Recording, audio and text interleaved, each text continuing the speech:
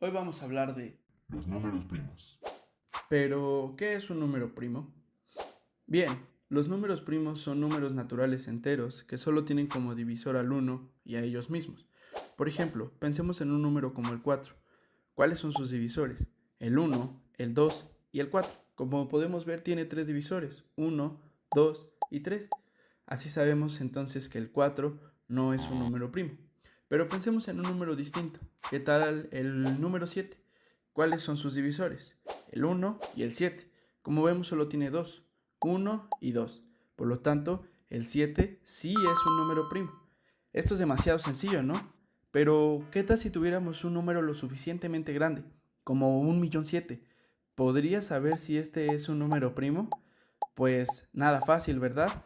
O si quisieras saber todos los números primos antes de cierto número, por ejemplo, el 100, tal vez podrías creer que es uno o 3, incluso llegar hasta 10 números primos. Bueno, pues para esto, Eratóstenes ideó un método para encontrar todos los números primos antes de cierto número n. Este modelo es conocido como la criba de Eratóstenes. Pero ¿cómo funciona la criba? Bien, pues pongamos los números en una tabla del 1 al 100 y borremos primeramente al 1, puesto que no es ni primo ni compuesto. Y pasemos al siguiente número en la tabla, el 2. Este sí es primo. Por lo tanto, borramos todos sus múltiplos, 4, 6, 8, 10 y así consecutivamente con todos, puesto que estos tendrán como divisor al 1, al 2 y a ellos mismos. Y realizamos una multiplicación, 2 por 2. Mientras esta multiplicación sea menor o igual a 100, podemos continuar. ¿Es menor o igual a 100? Sí. Y pasamos al siguiente, el número 3. El número 3 también es primo y borramos todos sus múltiplos. 9, 15 y así sucesivamente, pues pasará lo mismo. Estos tendrán como divisor al 1, al 3 y a ellos mismos. Hacemos la multiplicación 3 por 3, que es igual a 9. Como sigue siendo menor que 100, podemos pasar al siguiente número en la lista, el 5. El 5 sí es un número primo y borramos todos sus múltiplos. Hacemos la multiplicación 5 por 5, que es igual a 25. ¿Sigue siendo menor que 100? Sí. Entonces pasamos al siguiente número en la lista, el 7. El 7 es número primo y borramos sus múltiplos. Hacemos 7 por 7, es 49. ¿Es menor que 100? Sí. Entonces pasamos al siguiente número en la lista, el 11. El 11 también es primo y borramos sus múltiplos. Hacemos 11 por 11, es 121. ¿Es menor que 100? No. Ya nos pasamos. Entonces no tenemos que analizar ningún número más. Basta con los que tenemos para saber que todos los que quedan son los números primos existentes. Entonces, la criba en el contexto del análisis numérico. Ya no tenemos que analizar hasta n, sino hasta raíz de n. ¿Y esto qué? Bueno, pues pongamos un ejemplo.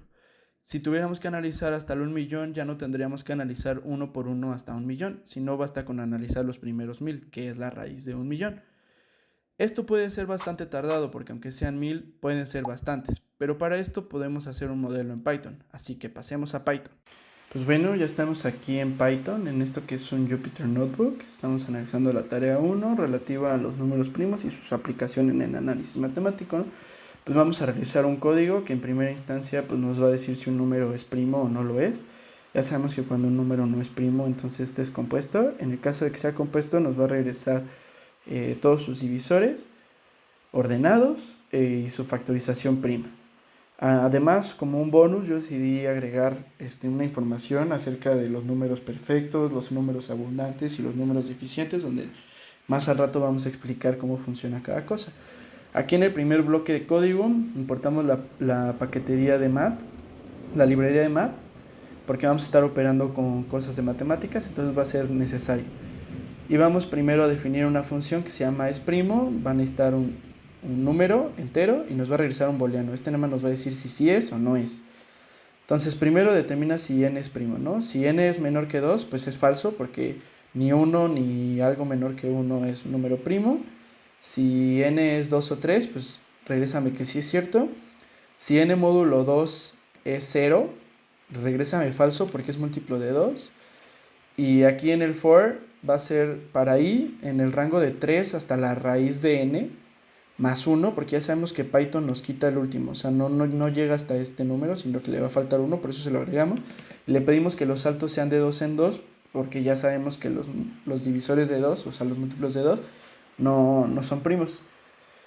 Esto nos ayuda para la rapidez de la convergencia porque nada más tenemos que hacer de 2 en 2 los saltos y nada más tenemos que analizar hasta la raíz de n, no tenemos que analizarlo completo como habíamos visto.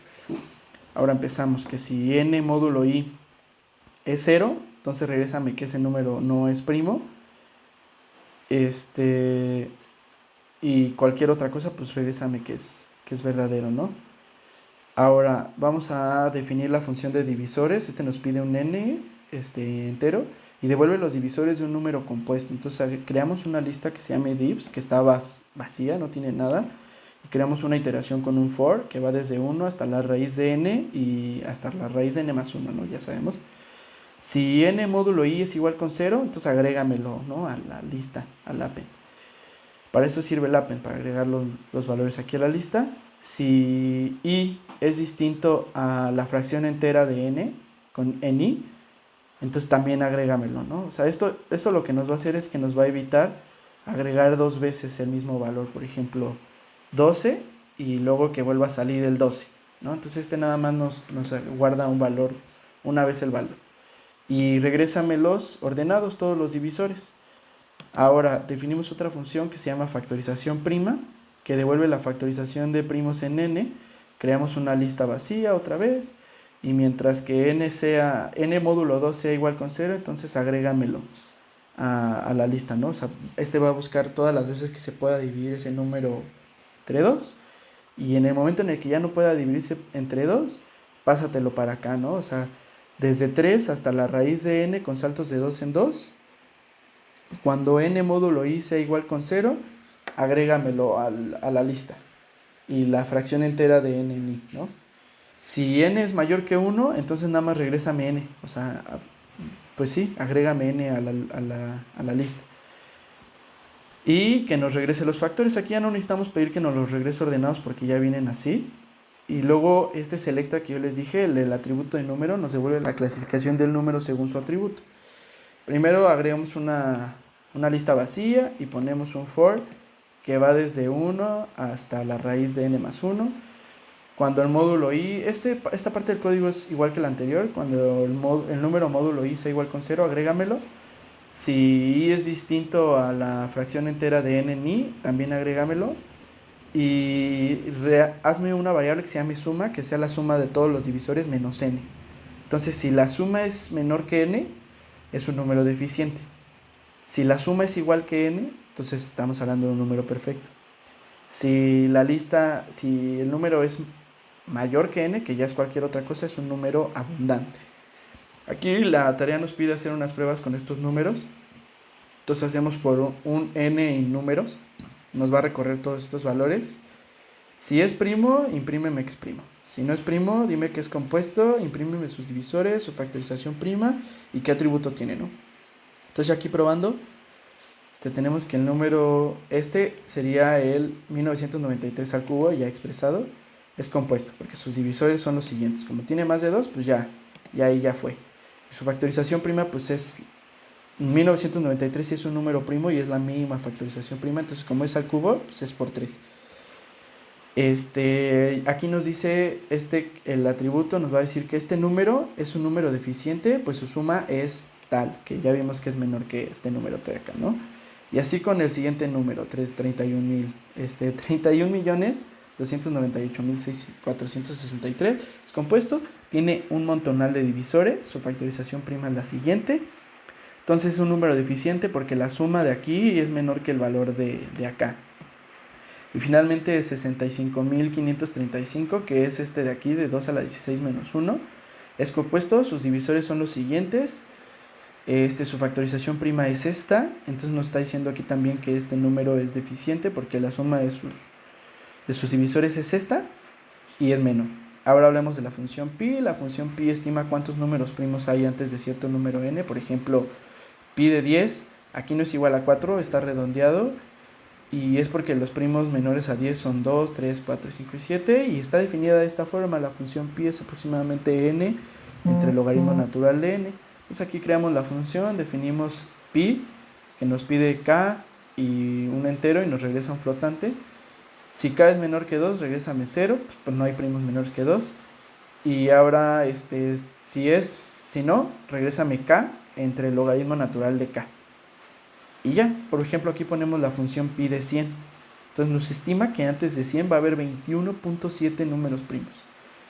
Y hablemos ahora de otra cosa muy importante, que es la criba de Eratóstenes, que ya no es una estimación de cuántos primos hay antes de ciertos números, sino cuántos números en sí hay, exactos.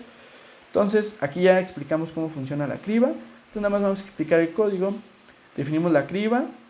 Límite es el número que queremos saber cuántos hay antes de ese, ¿no? Ese es nuestro límite, es un entero. Y devuelve todos los números primos hasta el límite usando la criba de Eratóstenes. Si el límite es menor que 2, regrésame una lista vacía. Y luego iniciamos una lista de true, asumiendo que todos son primos. Entonces todos los primos son true. Entonces vamos a hacer una lista de true, true, true, true, true, así, multiplicada. O sea, va a tener límite más un veces, ¿no? Va a tener límite veces, porque aquí también nos va a quitar el último. Si primos es 0 y primos, o sea, si viene 0 y 1, dime falso. Entonces aquí ya vamos a tener un falso, falso, true, true, true, true, true, true, true, true, true. Ahora, para un i desde 2 a la raíz de el límite más 1, si primo i,